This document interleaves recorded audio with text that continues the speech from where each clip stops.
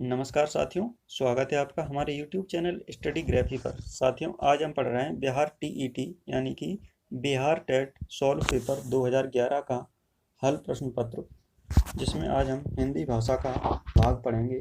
तो चलिए आज हम शुरू करते हैं बिहार टेट 2011 का सॉल्व पेपर, हर टेट 2011 का प्रीवियस ईयर पेपर हिंदी भाषा का भाग,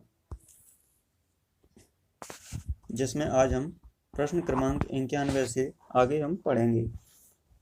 प्रश्न क्रमांक 91 है, हिंदी भाषा की एक कक्षा में एक बच्चा अपनी मातृभाषा भोजपुरी का प्रयोग करता है। आप क्या करेंगे? ए, बच्चे को भोजपुरी का प्रयोग करने से मना करेंगे। बी, बच्चे की मातृभाषा का सम्मान करेंगे। सी, बच्चे को दंडित करेंगे। डी, बिल्कुल ध्यान नहीं देंगे। प्रश्न 91 का यहाँ पर सही आंसर है ऑप्शन बी, बच्चे की मातृभाषा का सम्मान करेंगे। अगला प्रश्न 92, हिंदी भाषा में सतत एवं व्यापक मूल्यांकन का अर्थ है। विद्यार्थियों, यहाँ पर हिंदी भाषा में सतत एवं व्यापक मूल्यांकन का अर्थ पूछा गया है। ऑप्शन दिए हैं, ए, बच्चों की आवधिक लिखित परीक्षा लेना। बी, बच्चों की केवल मौखिक अभिव्यक्ति का मूल्यांकन करना। सी, बच्चों के समस्त भाषाई कौशल का विभिन्न उपकरणों और तकनीकों का प्रयोग करते हुए मूल्यांकन करना। और डी में दिया है साहित्य और भाषा कौशलों का मूल्यांकन करना। प्रश्न 92 का यहाँ पर सही आंसर है ऑप्शन सी, बच्चे के समस्त भाषाई कौशलों का विभिन्न उपकरणों और तकनीकों का प्रयोग करते हुए मूल्यांकन करना। अगला प्रश्न पढ़ते हैं। अगला प्रश्न 93, प्राथमिक स्तर पर भाषाई विकास के लिए आवश्यक है, मतलब पूछा है प्राथमिक स्तर के लिए भाषाई विकास के लिए क्या आवश्यक होता है। ऑप्शन दिए हैं, ए, गीत कविताओं का प्रयोग करना।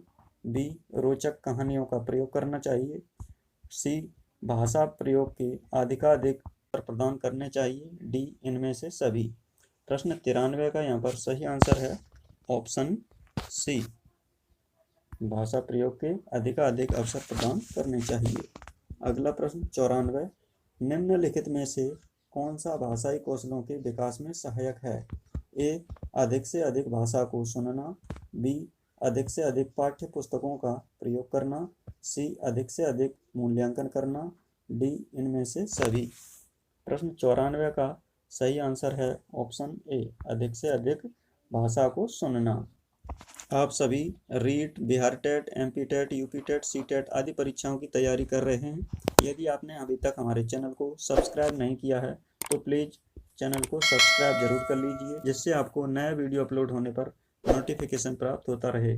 तो प्लीज़ चैनल को सब्सक्राइब जरूर करें, जिससे आपको नया वीडियो अपलोड होने पर प्राप्त होता रहेगा। अगला प्रश्न 95, कक्षा में बच्चों की मातृभाषा के प्रयोग का ऑप्शन ए, निषेध करना चाहिए। ऑप्शन बी, पूरा सम्मान करना चाहिए। ऑप्शन सी, सीमित अवसर देना चाहिए। ऑप्शन डी, इनमें से कोई नहीं। प्रश्न 95 का सही आंसर है ऑप्शन ए, निषेध करना चाहिए। अगला प्रश्न 96 से 101 तक पैराग्राफ के आधार पर अनुच्छेद को पढ़कर देना है। अनुच्छेद के आधार पर है। अनुच्छेद में लिखा है, मैंने कहा आज आप केवल छमाही और सालाना परीक्षा लेते हैं, इसके बदले मासिक परीक्षा लेना शुरू कीजिए। यदि परीक्षार्थी या विद्यार्थी के लिए परीक्षा की कसौटी पर कसा जाना आवश्यक ही है, तो परीक्षा का जितना विशेष परिचय उसे होगा, उसका त्रास उतना ही घटेगा। अति परिचय से त्रास भी सहन करने योग्य बन जाता है। दूसरे कमजोर विद्यार्थियों को जगाने के लिए तथा उसकी कमजोरी का ठीक पता लगाने के लिए ली जाए। तीसरे, जिन विद्यार्थियों को विश्वास हो कि वे अपने विषय को जानते हैं, उन्हें परीक्षा से मुक्त रखा जाए। विद्यार्थी स्वेच्छा से अपनी कमजोरी की जांच के लिए परीक्षा दें और उन्हें समझा दिया जाए कि जो अपनी कमजोरी की जांच नहीं करेगा, उसे कमजोरी दूर करने का मौका नहीं दिया जाएगा। परीक्षा उन्हीं विषयों की ली जाए जो परीक्षा द्वारा जांचे जा सकते हैं। बाकी विषयों को परीक्षा से मुक्त रखा जाए और परीक्षा के समय विद्यार्थियों को पाठ्य पुस्तकें देकर उत्तर देने की स्वतंत्रता भी दे दी जाए। हम उनसे कह दें कि जो चीज़ याद न हो उसे पुस्तक में देख लें और फिर जवाब दें। जो ज़बानी कह न सकें वे किताब में से देखकर समझाएं। जवाब देते समय विद्यार्थी पाठ्य पुस्तक का कैसा उपयोग करता है? इसी में तो उसकी परीक्षा है। तो साथियों, प्रश्न 96 से आगे हम इसके प्रश्नों के उत्तर देंगे। प्रश्न 96 है, अति परिचय से त्रास भी सहन करने योग्य बन जाता है। वाक्य का अर्थ है, ए, बार बार परीक्षा देने से बच्चों का परीक्षा के प्रति डर पीड़ा होती है, वह उन्हें विचलित नहीं कर पाता। ऑप्शन बी में दिया है, बार बार परिचय से डर दूर हो जाता है। ऑप्शन सी, अच्छी तरह से परिचय होने के बाद चीज़ें कोई परेशानी खड़ी नहीं करती। डी, अच्छी तरह से परिचय होना त्रास को समाप्त करता है। प्रश्न 96 का सही आंसर है ऑप्शन ए, बार बार परीक्षा देने से बच्चों का परीक्षा के प्रति डर पीड़ा होती है, वह उन्हें विचलित नहीं कर पाता।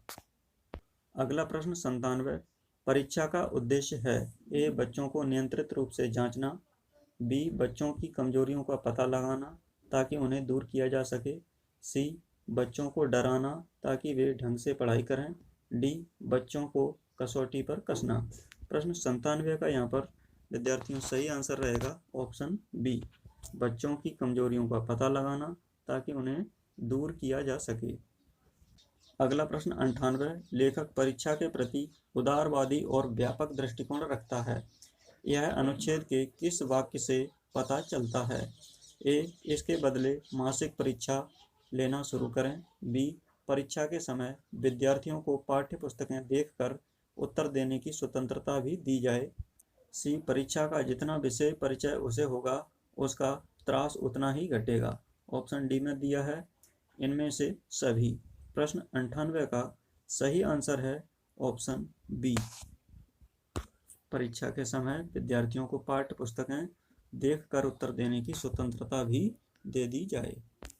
अगला प्रश्न 99, लेखक पाठ्य पुस्तकें देखकर उत्तर देने की स्वतंत्रता की बात करता है क्योंकि ए, यह सर्वश्रेष्ठ नीति है, बी, इससे बच्चों की पढ़ने की कुशलता का पता चलता है, सी, इससे परीक्षा में भय मुक्त वातावरण बनता है, डी, इससे बच्चों की इस कुशलता और समझ का पता चलता है कि वे पाठ्य पुस्तक का प्रयोग कैसे करते हैं। प्रश्न 99 का यहाँ पर सही आंसर है ऑप्शन डी, इससे बच्चों की इस कुशलता और समझ का पता चलता है कि वे पाठ्य पुस्तक का प्रयोग कैसे करते हैं। अगला प्रश्न 100, लेखक के अनुसार विषयों की जांच के लिए ए, परीक्षा एकमात्र साधन है, बी, परीक्षा के अतिरिक्त और भी तरीके होते हैं, सी, छमाही परीक्षाओं का आयोजन अनिवार्य है, डी, मासिक परीक्षाओं का आयोजन अनिवार्य है। प्रश्न 100 का सही आंसर है ऑप्शन बी, परीक्षा के अतिरिक्त और भी तरीके होते हैं। अगला प्रश्न 101, कमजोर विद्यार्थियों को जगाने के लिए वाक्य में रेखांकित अंश का अर्थ है, ए, सोए हुए को जगाना, बी, विद्यार्थियों को उनकी कमजोरियों के प्रति जागरूक बनाना और उन्हें दूर करना, सी, कमजोर विद्यार्थियों को सचेत करना, डी, कमजोर विद्यार्थियों को सावधान करना। प्रश्न 101 का सही आंसर है ऑप्शन बी, विद्यार्थियों को उनकी कमजोरियों के प्रति जागरूक बनाना और उन्हें दूर करना। अगला प्रश्न 102, लेखन कौशल के मूल्यांकन का सर्वश्रेष्ठ तरीका है, ए, अनुभव लेखन, बी, प्रश्नों के उत्तर लिखना, सी, स्रोत लेख, डी, सुलेख। प्रश्न 102 का यहाँ पर सही आंसर है ऑप्शन ए, अनुभव लेखन।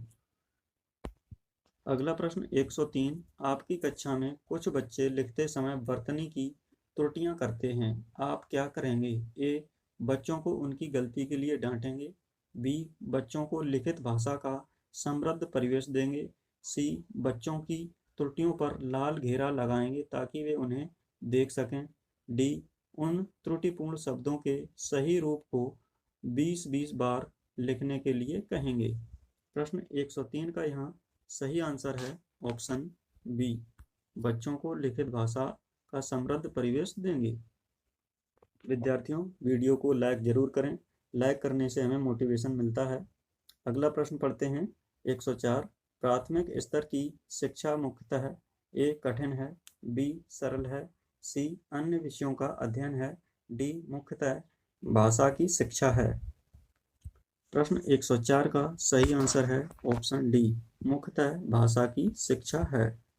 अगला प्रश्न 105, भाषा शिक्षण की प्रत्यक्ष विधि में ए, अनुवाद का सहारा लिया जाता है, बी, मातृभाषा का प्रयोग किया जाता है, सी, लक्ष्य भाषा के परिवेश का निर्माण किया जाता है, डी, संरचनाओं का अभ्यास कराया जाता है।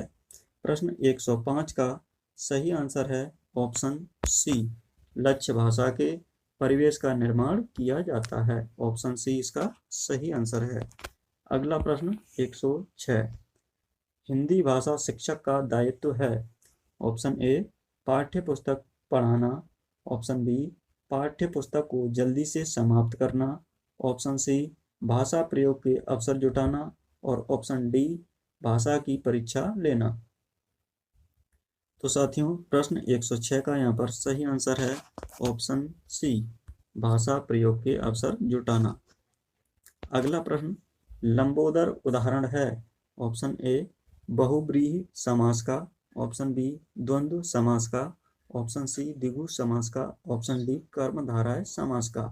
प्रश्न 107 का सही आंसर है ऑप्शन ए, बहुब्रीहि समास का। लंबोदर बहुब्रीहि समास का उदाहरण है।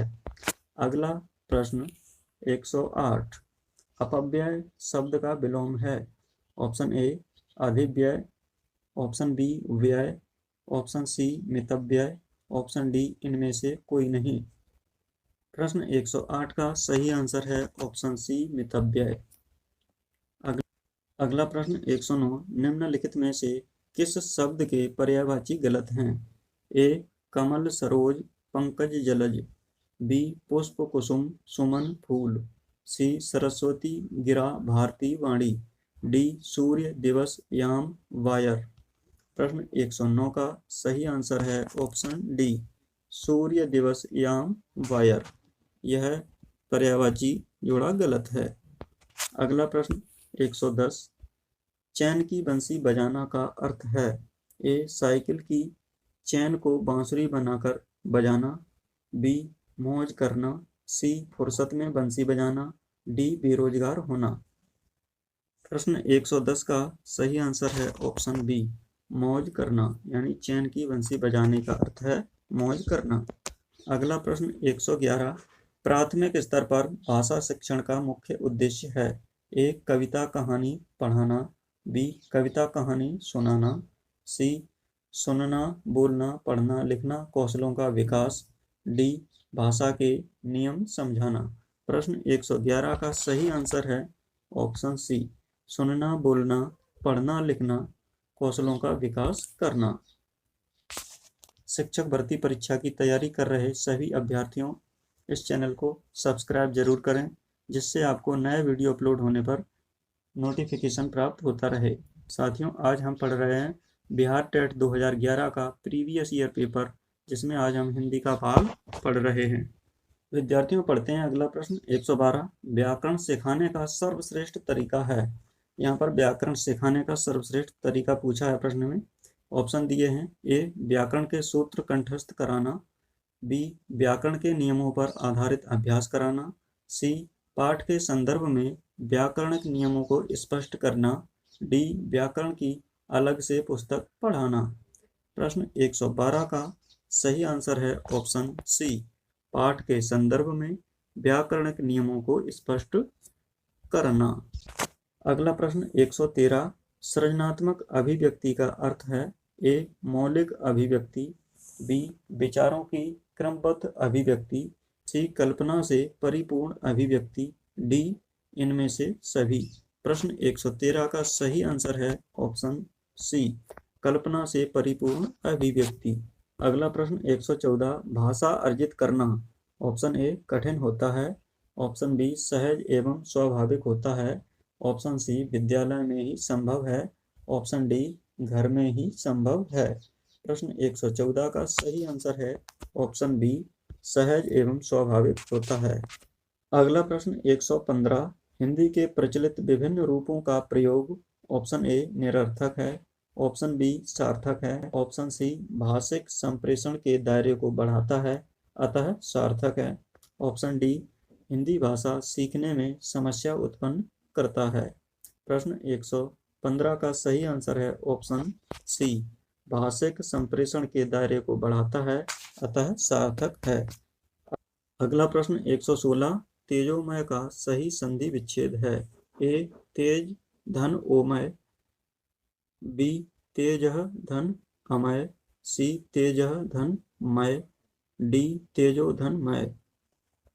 प्रश्न 116 का सही आंसर है ऑप्शन सी, तेज धन मय बराबर तेजोमय, तेजोमय हो जाएगा। अगला प्रश्न 117, निम्नलिखित में से शुद्ध वर्तनी का चयन कीजिए। ऑप्शन ए कवयित्री, ऑप्शन बी कवित्री, ऑप्शन सी कवयित्री, ऑप्शन डी कवियत्री। प्रश्न 117 का सही आंसर है ऑप्शन सी, कवयित्री, कवित्री शुद्ध वर्तनी का चयन है। अगला प्रश्न 118, वर्णमाला किसे कहेंगे? ए शब्द समूह को, बी वर्णों के संकलन को, सी शब्द गणना को, डी वर्णों के व्यवस्थित समूह को। प्रश्न 118 का सही आंसर रहेगा ऑप्शन डी, वर्णों के व्यवस्थित समूह को वर्णमाला कहते हैं। अगला प्रश्न 119, भाषा की सबसे छोटी इकाई कौन सी है? ऑप्शन ए शब्द, ऑप्शन बी व्यंजन, ऑप्शन सी स्वर, ऑप्शन डी वर्ण। प्रश्न 119 का सही आंसर है ऑप्शन डी, वर्ण। भाषा की सबसे छोटी इकाई वर्ण होती है। अगला प्रश्न 120, अनुभव में इक प्रत्यय लगाने से शब्द बनेगा? ऑप्शन ए अनुभविक, ऑप्शन बी अनुभाविक, ऑप्शन सी आनुभाविक, ऑप्शन डी आनुभविक। प्रश्न 120 का सही आंसर है ऑप्शन डी, आनुभविक। अनुभव में एक प्रत्यय लगाते हैं तो आनुभविक शब्द बनेगा। तो विद्यार्थियों, बिहार टेट 2011 का यह प्रीवियस ईयर पेपर था जिसमें आज हमने हिंदी का पार्ट पढ़ा है। यह हिंदी का पार्ट आपको कैसा लगा है कमेंट करके बताएं।